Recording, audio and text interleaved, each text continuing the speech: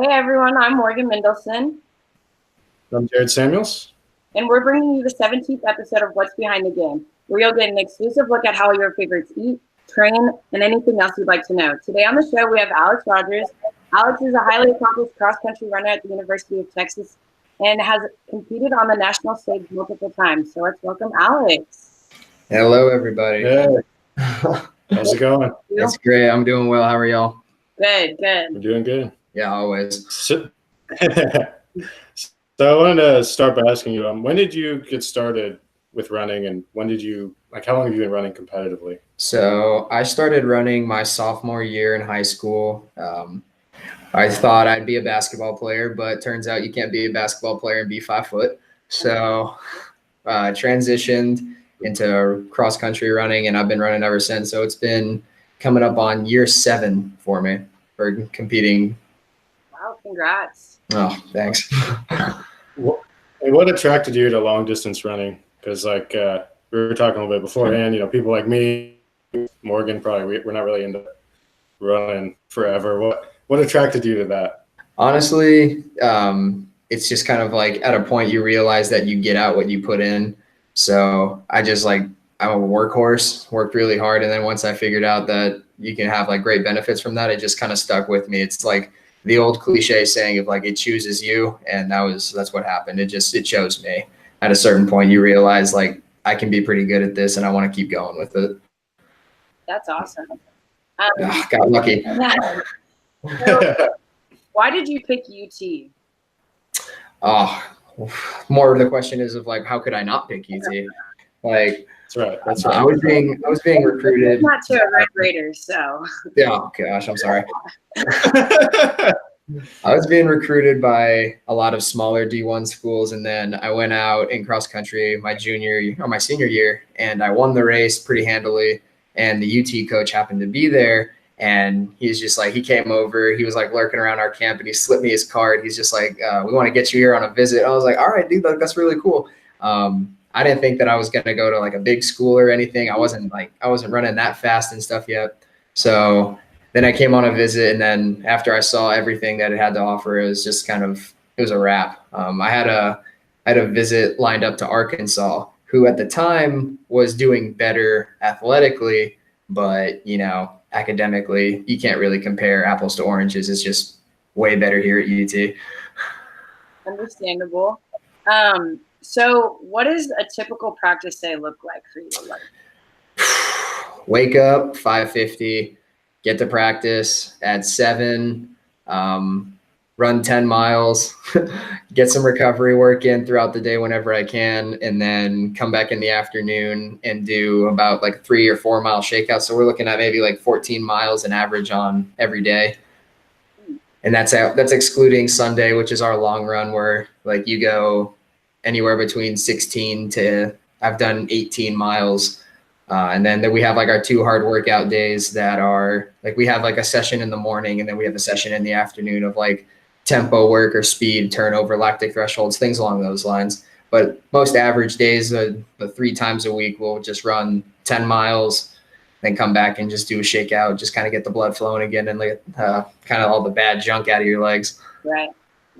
I like how casually you said 10 miles. It's second nature to me now. Once you do something, it's just all a habit. Oh, man. So have you had any like major setbacks or injuries in your career? Anything that you've had to fight through? Honestly, I have not. I have been very fortunate. I mean, I have mild scoliosis, but it doesn't affect me into such a way that I can like not run. Every once in a while it gets uncomfortable, but you go see the trainers, they help you and they take care of it. The funniest thing and the worst injury I've ever had was I strained my butt cheek. You wonder, it's just like, wow, how do you do that? Do a lot of, it happened in weights, and that put me out for a couple weeks. I was doing a lot of rehab work, and I was just like thinking, how is this going to happen for me? It was earlier this year. It was right before cross country. It was right before my first meet of the season, and I was really nervous. I ran on it. I did okay, but then took those next 2 weeks to kind of rehabilitate, and then I got back into it and I found my stride. It started healing on its own. I was like, oh, thank you. Now, my little brother actually did that, and he was like, how do I tell the coach? Yeah. Oh, it's terrifying. I didn't want to tell him. I was just like, especially because of a weird injury. It's like, hey, yeah, I strained my butt cheek. What's your favorite race? Like, what's your favorite race to run? What?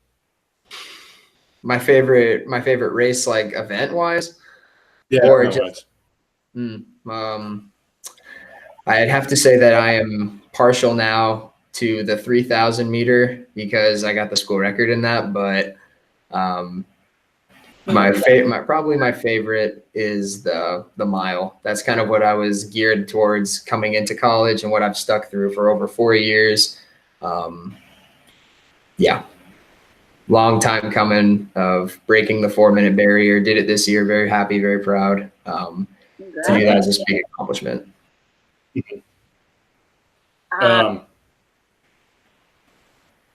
So you've made the academic honor roll a few times. Yeah. And how do you balance like academics and athletics? Some would say it's hard. Some say it's easy. I find myself right in the middle to where like it's like just hard enough to where you can manage it. You kind of get into the habit. Like I said, like I'm an old man now. It's weird to think about, but I'm like on my way out. So I figured out like what to say to professors and how to like talk to them and just act like they're going to help you most of the time. So as long as you're proactive about talking about days that you're going to miss, or, you know, like some unexpected events come up where you got to get out and you got to go like watch your friends race or something like that. Like most of the time, if you're like proactive about it, they'll be pretty okay with it. And I've gotten pretty good at that.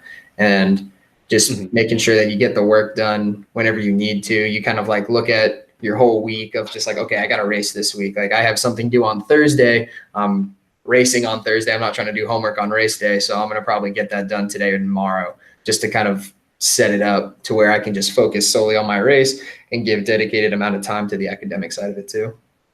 Sure. Mm-hmm. And you mentioned that you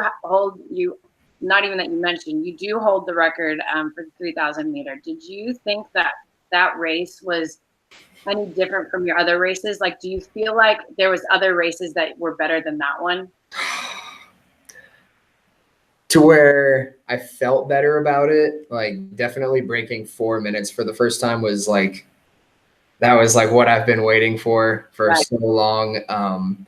But the difference of when I ran that was just the confidence that I had. I mean, I hadn't run that race in over 2 years. And, you know, I was going in there, I was like feeling very nervous. I didn't know how fast I was going to run, but every lap I would come around and I'd make eye contact with my coach, and he would be coaching me, and he would just be like, you know, take a breath, or he's like, get that guy.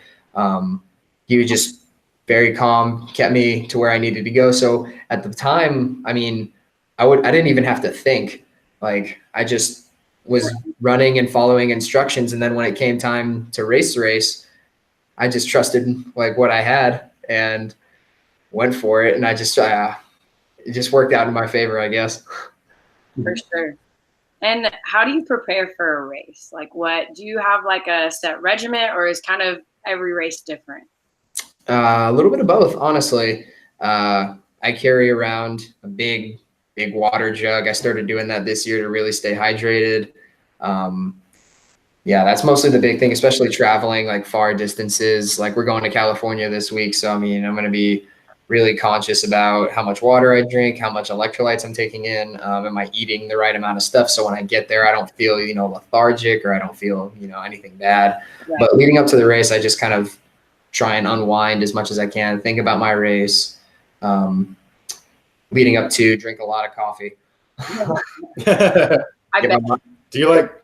Oh God! Do you like visualize the race? Like, do you try to like see? Of course. Yeah. I take a nap sometime before we have to leave the hotel or leave wherever we're going, and as I'm unwinding and I'm like kind of like getting down. I just think about the race, and I don't know why I do that though. It's just like I'm trying to fall asleep, but my heart is literally beating out of my chest because I'm thinking about what I'm going to do, how I'm going to do it, like who's going to be around and how it's going to feel. But I always find a way to fall asleep because, of course, I'm lazy. In terms of your overall training, what do you do outside of running that sort of helps you prepare? Just listen to my body and what it needs for like those specific days. I've put a lot of thought into nutrition this year, putting the right stuff into your body, really thinking about like, should I be stretching or like, should I go out in the sun for like 4 hours and like kick a soccer ball around? Like just making like those little conscious decisions of just like, there's a bigger picture. These little things matter. Just kind of having that more mature mindset instead of acting impulsively on what I want to do and more focusing on like what I want or what I need to do. And that's carried me along. But there's no like specific thing that I do. Like I don't do bike rides after runs. Most of the time it's just after running, I've really taken like a step towards, doing the rehab and like being proactive in my recovery work. That's probably been the biggest thing so far this year. So it's pretty unstructured. You just kind of, yeah, it's all based on what I need, what I'm feeling. If the coach says for me to do something specifically, I'm going to do it, even if I don't agree with it. But I mean, obviously he knows more than I do. So who am I to question? Yeah. Now you guys, I got to eat at the Tank a couple weeks ago. Yeah. You guys ate some good food there. Oh, yeah. It's been so nice this year. Way, way better than what it's been in the past. And they're putting out great fresh food and I'm taking advantage of it as much as I can. Yeah. It's like a smoothie bar and a stir fry. It's wonderful. I'm like, what the hell? Yeah. You've been in nationals a few times. What is that atmosphere like? It's something that is hard to describe until like you get there and like you're a part of it, It's like, because you're there, people are looking around at you like you're one of the best and you're looking at them like, oh crap, well, like he's one of the best too. People just kind of carry themselves with like this different attitude of just like I got it, and if you want it, come get it kind of thing. Very intimidating your first time around, but once you go a couple times, you start getting like, you get that moxie, it's just like, I'm just as good. Why am I freaking out? Like they should be scared of me.